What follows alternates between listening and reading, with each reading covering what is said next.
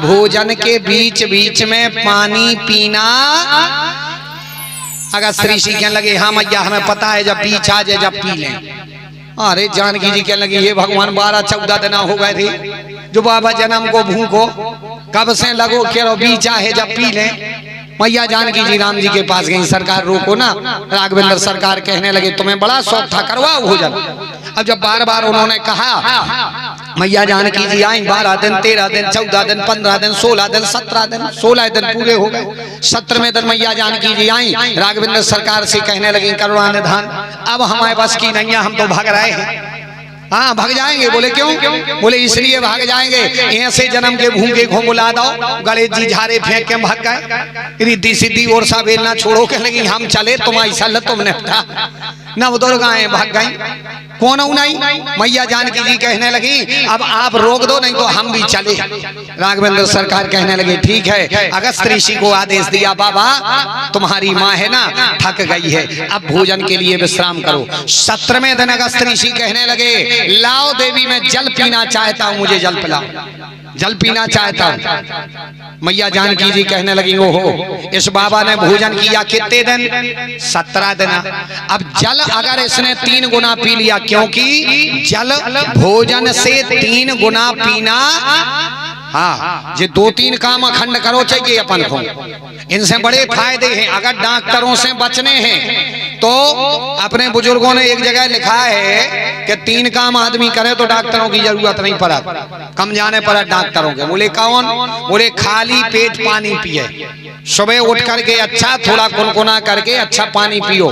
आपके लिए दुनिया भर की आधी बीमारी तो 1 गिलास पानी में दूर हो जाए। खाली पेट पानी पियो। दूसरा एक कुछ होता है हर्र होता है, आप लोग जानते होंगे। हमें तो एक बार बैतूल के यहाँ पर थी कथा, वो गांव का नाम तो याद नहीं आ रहा है, बैतूल के यहाँ पर थी कथा भैंस देही, तो वहां पर राजा साहब ने वो खिलाया था। कहने का भाव हर्र भी कुछ होता है तो उसके लिए भून करके खाना चाहिए। खाली पेट पानी पियो, हर्र के लिए भून करके खाओ, और दिन भर में रोटी खाओ, सब्जी खाओ, दाल खाओ, चावल खाओ, रसगुल्ले खाओ, दही बड़ा खाओ, कुछ भी खाओ, लेकिन रात के भोजन में 2 रोटी दूध के साथ में जरूर खानी। हाँ रात्रि में दूध की ब्यारी जरूर भाव चाहिए। ये 3 काम आदमी करे तो डॉक्टरों की जरूरत नहीं पड़ा।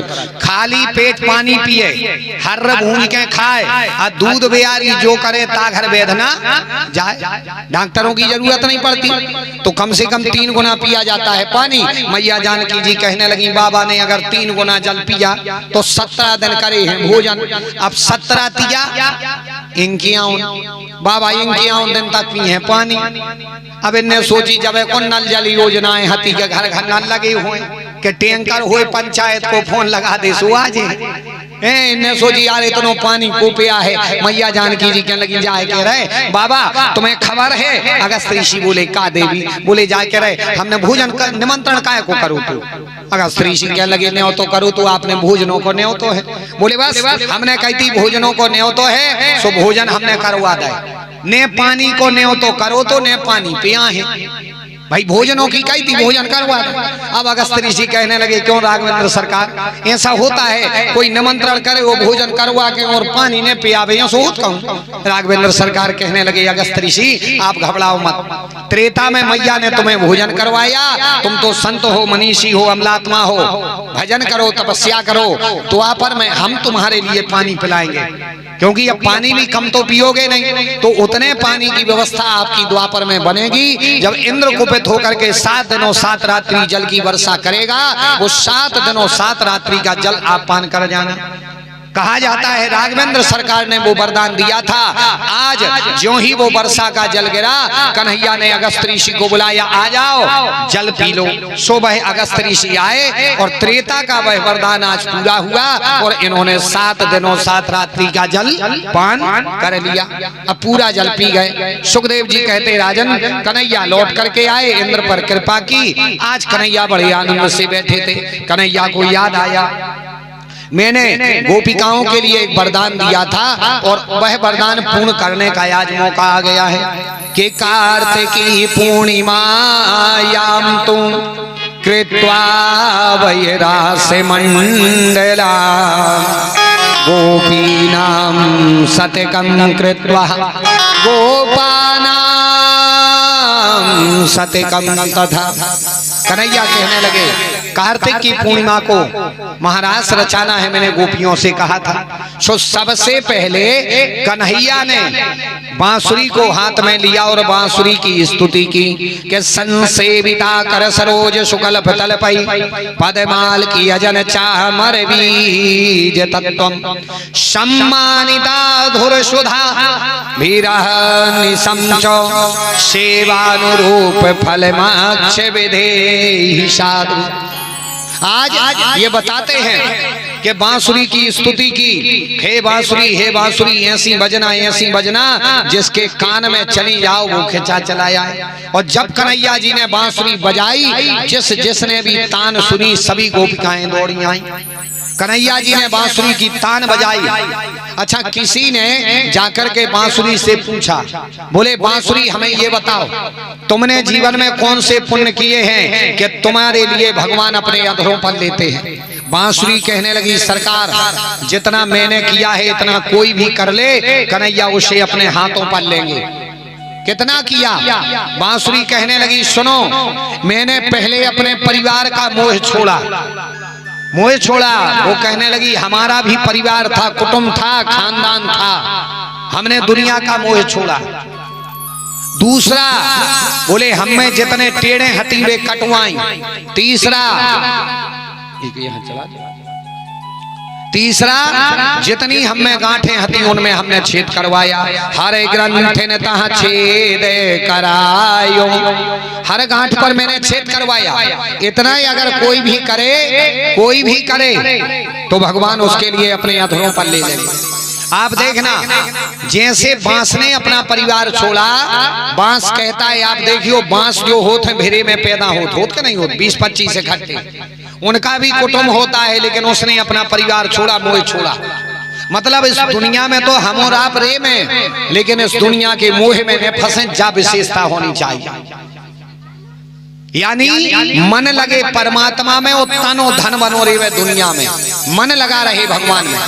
कहने का भाव ऐसे बनकर चलो चढ़ गई तो चढ़ा दे, बैठो सुन ली, माला तो चढ़ी है।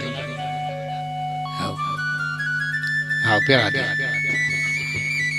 और यही तो कहा माला माल। हम क्या लगा भगवान को भजन करो माला माल हो जियो, हम हो रहा माला माल के नहीं।